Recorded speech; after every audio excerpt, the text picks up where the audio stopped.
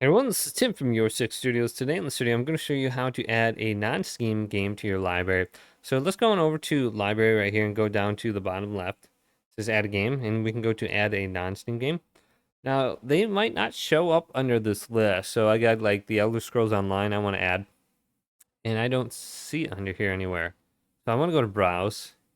And most of the time, if we go to where it says this PC on the top, we can click on this, and it's probably going to be located under program files x86. Otherwise we can try program files if it's not in here. And then I can see Elder Scrolls ZeniMax is the developer.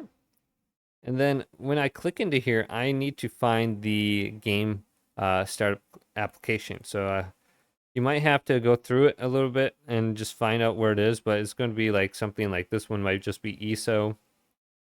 I can look at it, but you can add the boot up client in here. I don't think this is it, but we can try it out. And then I can always rename it if it's not. So I can just click this and go to play and try it out. And it's launching this right here. And then it looks like the Elder Scrolls is indeed starting up. So this is good. So it might take a little bit of time finding the actual file that launches the game.